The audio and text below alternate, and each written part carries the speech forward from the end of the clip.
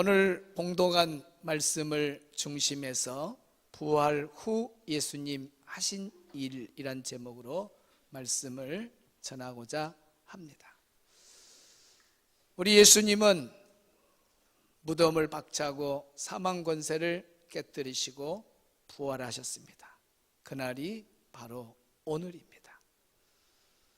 성탄절 이상으로 중요한 날은 다시 사신 바로 부활절입니다. 그래서 예수 믿는 사람들이라면 정말 부활절만큼은 어디 가지 아니하고 정말 주님의 교회에 나와서 부활하신 주님을 찬양하고 영광을 돌리는 것이 당연한 일입니다. 아무리 벚꽃축제, 뭔 축제 있어도 부활하신 예수님하고 어떻게 비교가 됩니까? 오늘 2부 예배 나온 여러분 한 분 한 분 정말 사랑하고 존경합니다. 이렇게 부활주일날 부활의 주님을 만난다는 것이, 부활의 주님께 예배한다는 것이 얼마나 귀하고 아름다운 일입니까? 오늘 또 하나님의 말씀으로 큰 은혜가 임하기를 주의 이름으로 축복합니다. 부활 후 예수님이 하신 일 첫째는 제자들을 찾아오셨습니다. 따라합시다. 제자들을 찾아오셨습니다. 우리 예수님은 부활 후에 맨 먼저 한 일이 뭐냐면 바로 제자들을 찾아왔다는 겁니다. 오늘 본문 9절을 같이 읽습니다. 시작. 제자들이 유대인들을 두려워하여 모인 곳에 문들을 닫았더니 예수께서 오사 가운데 서서 이르시되 너희에게 평강이 있을지어다. 아멘. 여기에 예수께서 오사, 예수님이 십자가에 못 박혀 돌아가실 때 제자들은 두려워서 전부 다 한 방에 모여서 문을 꼭 닫고 있었습니다. 두려움 가운데 그들이 있었다고 하는 것은 자기들도 잡혀서 죽지 않을까, 그런 두려움이 있었습니다. 그런데 그 모여있는 제자들 방 안에 예수님이 그냥 오신 겁니다. 여기 오사라고 하는 단어가 나타나다, 들어오다 그런 뜻입니다. 그러니까 방은 문으로 닫혀 있잖아요. 문 닫힌 방이에요. 그것도 아마 두려워 있었으니까 안에서 잠그고 누가 못 들어오도록 하지도 않았겠습니까? 그럴 수도 있잖아요. 문을 닫고 두려워하고 있는 그런 상황에 예수님이 오셨습니다. 나타났다, 들어왔다. 이 나타나다, 들어오다라고 하는 말은 바로 보통 단어가 아닌 초월적 들어오심, 초월적 나타나심. 예수님은 십자가에 못 박기 전과 후가 완전히 다릅니다. 예수님은 완전한 사람으로 오셨어요. 그래서 십자가에 못 박히심, 가시관을 쓰신 것 다 고통을 그대로 느끼셨습니다. 그리고 십자가에 죽으셨죠. 무덤에 3일간 묻힌 다음에 오늘 이렇게 부활하셔서 나타나시는 이 들어오심, 나타나다고 하는 오사라는 단어가 초월적인 단어. 그전에는 사람이기 때문에 여기서 어느 목적지에 저가 갈 때 걸어서 10분이면 예수님도 10분, 안에서 문을 잠그고 있으면 들어갈 수가 없습니다. 문을 열어줘야만 들어갈 수 있는 그런 완전한 사람의 모습으로 예수님이 오셨습니다. 그러나 부활 후에는 여기 오사라고 하는 말이 나타나다, 방 안으로 들어오다는 이 오사라는 말은 초월적 단어입니다. 다시 말하면 시공간을 초월하여 나타나심의 단어, 들어오심의 단어인 겁니다. 그래서 오늘 일부는 자녀들이 많기 때문에 더 몸에 와닿도록 한 아이를 나오게 해서 선생님이 저 안에 가서 문을 딱 닫고 있고 아무리 열고 들어갈래 도 들어갈 수가 없어요. 이것이 우리 사람의 모습입니다. 반드시 안에서 문을 열어줘야 돼. 걸어놓고 이렇게 잠궈 놓으면 더 못 들어가죠. 안에서 문을 열어줘야 됩니다. 그런데 예수님은 노크도 없이, 손도 대지 아니하고 열어달라는 말도 안 하고 그냥 나타나셨습니다. 오사라는 말이 나타나다, 들어오다. 그냥 들어오셨어요. 그냥 나타나셨어요. 제자들 가운데 나타나셨습니다. 이것은 부활하신 주님만이 하실 수 있는 일이에요. 부활하신 예수님은 시공간을 초월하신 모습으로 제자들이 두려워하고 있는 그곳에 나타나셨다는 것입니다. 예수님이 부활하시고 맨 먼저 하신 일이 제자들을 찾아왔다는 것이 얼마나 감사한지 몰라요. 우리 예수님 십자가에 못 박을 때 종교 지도자들, 대제사장들이 얼마나 멸시하고 천대하고 조롱했습니까? 그리고 로마 군병들이 인정사정 없이 우리 예수님 머리에 가시관을 씌우시고 양손에 양발에 옷을 박이시고 옆구리에 창을 찌르시고 너무너무 정말 참지 못할 만큼의 그 고통을 예수님은 십자가에서 다 당하셨습니다. 예수님이 죄가 있어서가 아니라 오늘 우리가 그렇게 죽어야 될 죄인들이고 우리의 죄를 우리가 다 대가를 치러야 되지만 예수님이 대신 저와 여러분의 죄를 다 짊어지시고 십자가에 죽으신 겁니다. 그 예수님 맨 먼저 부활하면은 사람 같으라면, 우리 같으라면 그러지 않겠어요? 제일 먼저 부활하면 어디부터 가야 돼요? 대제사장 찾아가고 로마 군병들 찾아가서 이놈들 너희들이 나를 멸시하고 천대해? 그래 인정사정 없이 나를 그렇게 십자가에 못 박고 가시관에 머리에 가시관을 씌워 이 나쁜 놈들 봐라 내가 다시 살아났다 하고 부활 후에 제일 먼저 갈 곳이 어디예요?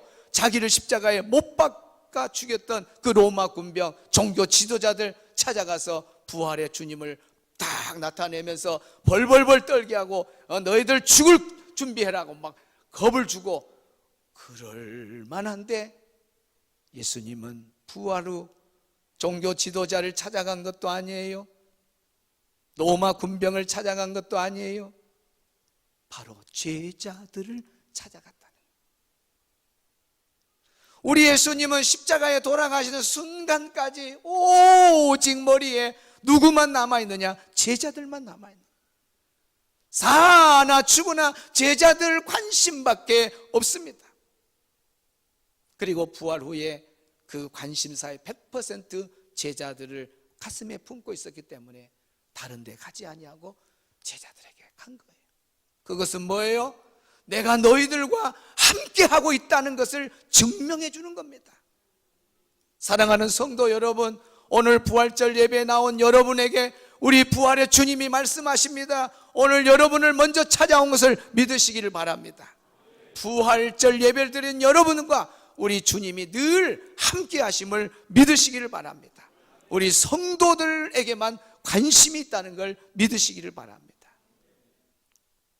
예수님이 부활 후에 첫 번째 한 일은 제자들을 찾아왔다.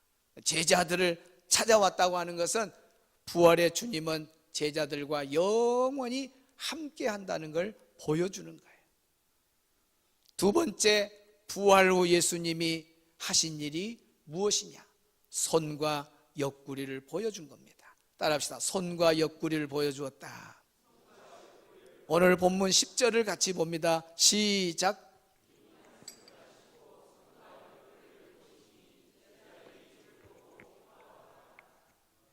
아멘. 이 말씀을 하시고 손과 옆구리를 보이시니 제자들이 주를 보고 기뻐하더라. 여기에 손과 옆구리를 보이시니, 이 보이시니란 단어가 증거를 주다 그런 뜻입니다. 따라합시다. 증거를 주다. 눈앞에 공개하다. 눈앞에 공개하다. 제자들 눈앞에 공개하다. 예수님 부활을 소식으로만 듣게 하는 것이 아니라 직접 그들의 눈앞에 부활의 예수님이 나타난 거예요. 그리고 그 부활의 예수님이 증거가 되도록 보여준 거예요. 증거를 보이다. 어느 누구도 다시 살아났다고 하는 증거를 보인 사람이 아무도 없습니다. 어느 누구도 어떤 사람 앞에, 한 명 앞에라도 내가 죽었다가 살아났다고 그 눈앞에 공개된 사람이 이 지구상에 한 명도 없습니다. 오직 예수님만 부활의 증거를 주신 분이에요. 누가 부활의 증거를 주신 분이 있나요? 없습니다. 예수님만 그래요. 그러니까 여기에 보이신이라는 단어 원문이 얼마나 중요한지 증거를 주다라는 단어예요.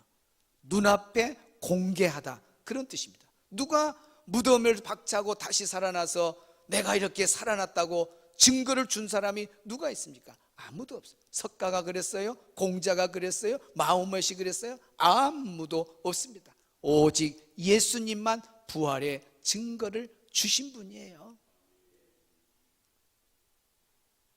그래서 제자들이 부활의 주님을 만나게 된 겁니다.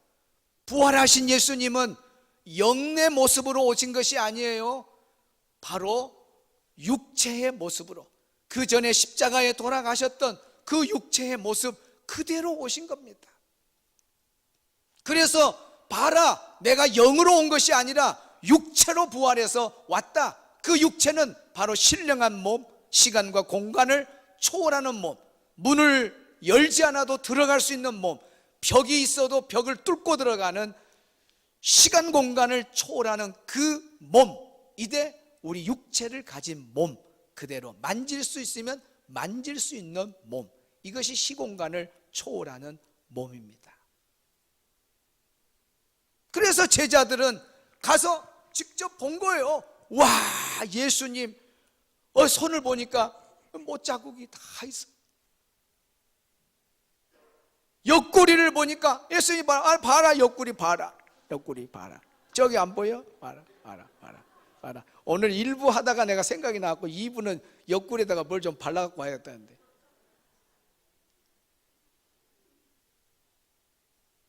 그냥 어디 우리가 연속극 보면 유령이 나타나면은 와 하고 막 이렇게 보면 만지면 없어.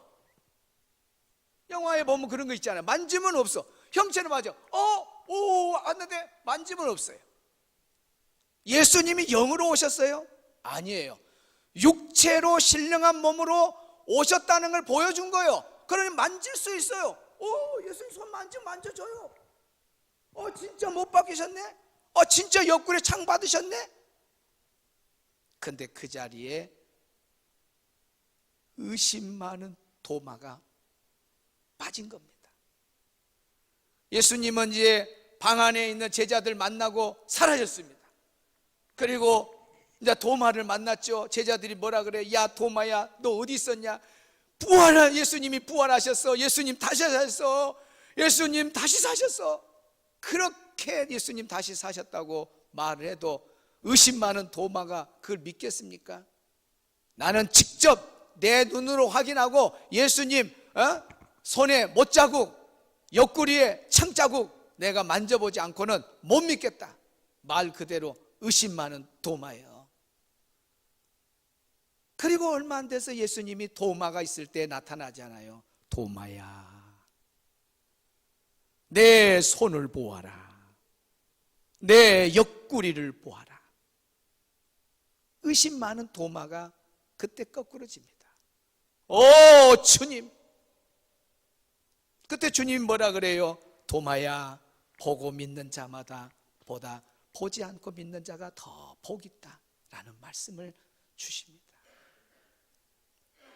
우리 예수님은 부활하시고 사라지신 분이 아니에요. 우리 예수님은 부활하시고 40일 동안을 이 땅에 사십니다. 그러면서 수많은 사람들 1대1로 만나주고 또 2명, 3명, 5명, 10명 제자들 다 만나주고 그리고 한꺼번에 500명을 일시에 부활하신 예수님이 만나 주셔요. 다시 말하면 손을 보여주고 옆구리를 보여준 것은, 다시 말하면 예수님은 부활이 확실하다는 겁니다. 따라합시다. 예수님의 부활은 확실하다. 한 번 더. 예수님의 부활은 확실하다. 아멘. 그 확실성을, 부활의 확실성을 심어준 거예요. 왜 제자들에게 보여주고 500명에게 보여주겠습니까? 직접 예수님이 눈앞에 공개가 되고, 그리고 증명을 주신 분이잖아요. 부활의 주님이 사라진 것이 아니라 어느 누구도 부활의 증명을 해줄 사람이 없는데, 예수님은 봐라, 내가 이렇게 부활했지 않느냐 증명해 주신 분이 예수님입니다. 이렇게 많은 사람들이 부활의 주님을 봤어요. 우리는 기록된 말씀을 통해서 믿지만은 사실 그때에 직접 눈앞에서 부활하신 주님을 본 사람이 너무 많은 거예요. 유대인들은 어떤 사실에 대해서 증거하려면 2명 이상 증인이 있으면은 그것을 사실로 받아주잖아요. 우리가 도로가에 보면은 사고 현장을 목격하신 분 증인을 찾습니다. 후사하겠습니다. 그런 현수막이 있잖아요. 재판하는데 증인이 한 사람만 있어도 얼마나 중요한지 몰라요. 그런데 예수님은 증인이 너무 많아. 제자들 다 봤죠. 신약 성경의 3분의 1을 쓴, 예수 믿는 사람 잡아다가 죽이고 옥에 가두고 이렇게 앞잡이했던 바울까지도, 그런 강한 핍박자 바울에게도 부활하신 주님이 만나 주셨습니다. 500여 명에게 일시에 보여주고 증거가 차고 넘쳐. 그러니까 예수님의 부활은 의심할 바가 하나도 없는 거예요. 그리고 가장 중요한 것은 예수님은 무덤이 없어요. 따라합시다. 빈 무덤 하나면 되죠. 빈 무덤. 아담 이후로 태어나서 지금까지 산 사람들이 죽으면 전부 다 무덤에 묻혀요. 그러면은 무덤을 박차고 나온 사람이 있어야 빈 무덤인데, 예수님 외에는 다 무덤 속에 있습니다. 여러분, 조상의 조상 다 무덤 속에 있지, 무덤에서 나온 사람이 있어요? 없어요. 그 사람들 다 무덤 파보면은 좀 시간이 된 데는 뼈만 있어요. 어떤 데는 뼈도 으글으글해. 어떤 데는 보면은 저가 하나의 조상의 묘를 한번 이렇게 옮기는데 현장을 가봤는데 아무것도 없어요. 흙 색깔이 거무스르하고 이렇게 돼 있어요. 그걸 이렇게 담아서 묘를 이장했어요. 흑인이 흙으로 돌아가요. 어느 누구도 무덤을 박차고 살아난 사람은 아무도 없습니다. 빈 무덤을 가진 사람은 아무도 없어요. 예수님만 빈 무덤을 가졌어요. 아멘. 다 무덤 속에 잠겨 있습니다. 그러니까 우리가 이 부활절이 얼마나 크고 놀라운지 몰라요. 부활하신 그리스도, 이 단어는 예수님만 쓸 수 있어요. 할렐루야. 여러분, 이제 불교에서 이제 석가모니 탄신일, 석가탄신일 가지고 부처님 오신 날 막 프랑카드 막 붙고 이렇게 하잖아요. 그건 얼마든지 붙일 수 있어요. 그러나 부처님 다시 사셨다. 부활하신 부처님, 부활하신 석가모니, 부활하신 공주, 공자, 부활하신 마호멧, 어느 누구도 이 부활하신 단어를 쓸 수가 없습니다. 빈 무덤을 가진 사람만 쓸 수 있어요. 예수님만 빈 무덤이고 나머지는 다 무덤 속에 있는 거예요. 그러니 오늘 우리가 예수님을 믿는다는 게 얼마나 감사해요. 여러분 어깨 펴고 감사하고 예수 믿고 사시기를 바랍니다. 이런 부활절에 어디를 가요? 벚꽃 축제 아니라 먼 별 축제가 다 있어도 이 부활하신 주님 앞에 나와 예배하는 것이 최고인 줄로 믿습니다. 할렐루야. 부활하신 예수님 한 사람도 의심하지 말고 부활의 확실성을 믿고 만방에 다시 사신 예수님을 전하고 살아가는 우리 모두가 되기를 주의 이름으로 축복합니다. 예수님이 부활한 후에 하신 일 3가지가 있습니다. 첫째는 누구를 찾아왔다고요? 제자들을 찾아. 제자를 찾아온 이유는 뭐예요? 이제 영원히 너희들과 함께 하겠다는 거예요. 두 번째는 뭐예요? 손과 옆구리를 보이셨다. 손과 옆구리를 보여준 것은 뭐예요? 부활의 확실성을 보여주는 거예요. 세 번째, 부활하신 주님이 하신 일은 평강이 있을지어다 라고 선포하십니다. 자, 9절 같이 봅니다. 시작.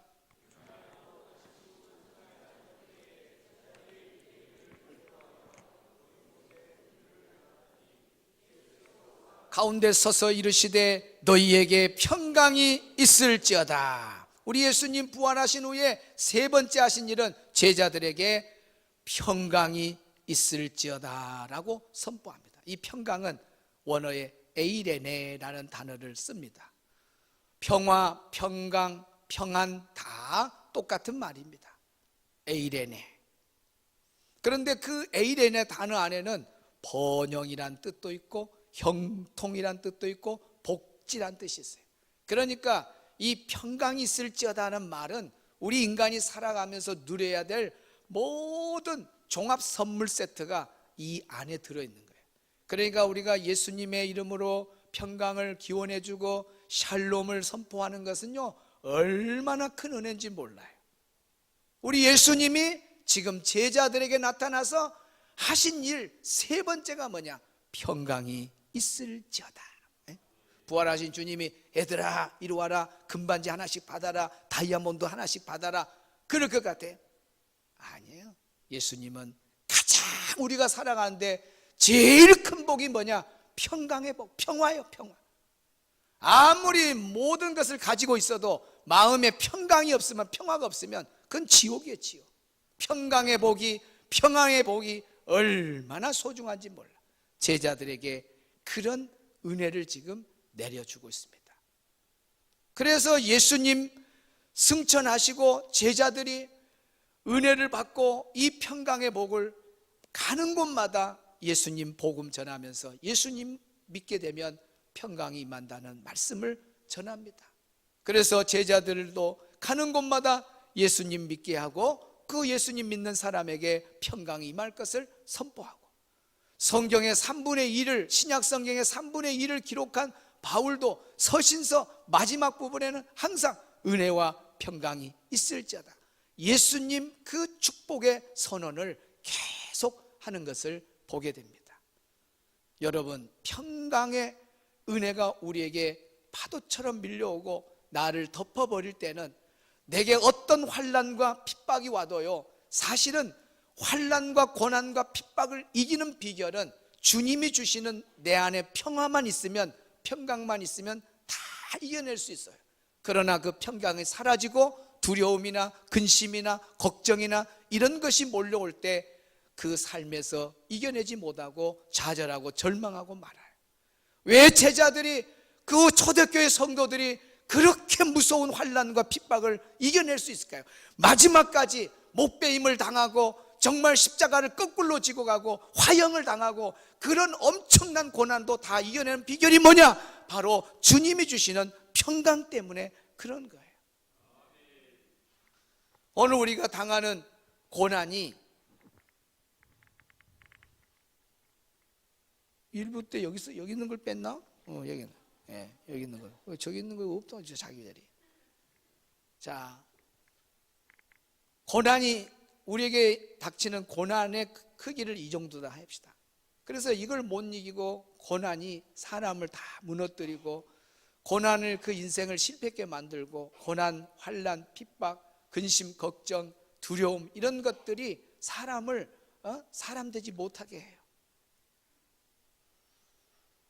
그러나 우리 하나님이, 주님이 주시는, 부활의 주님이 주시는 평강이 나를 덮어버릴 때 아무리 고난이 커도 이 고난이 나를 삼키지를 못해. 왜 그러냐면 고난보다 더 큰 뭐예요? 평강이 나를 사로잡고 있기 때문에 이 고난이 문제가 되지 아니하고, 어떤 환난과 핍박도 문제가 되지 아니하고 다 이겨낸다는 거예요. 그 증거가 바로 초대교회 성도들, 제자들이에요. 만약에 예수님이 주시는 그 평강의 은혜가 없었다면 다 무너졌을 거예요. 그런데 그 평강이 제자들 중심에 가득하니까 어떤 상황에도 환경에서 다 이겨내요. 오늘 부활절 예배를 드리는 우리 성도들 여러분에게 오늘 부활하신 주님이 선포합니다. 너희에게 평강이 있을지어다. 너희에게 평강이 있을지어다. 주님 주신 이 평강을 누리고 여러분 삶 속에 어떤 어려움이 있어도 그 평강으로 승리하기를 주의 이름으로 축원합니다.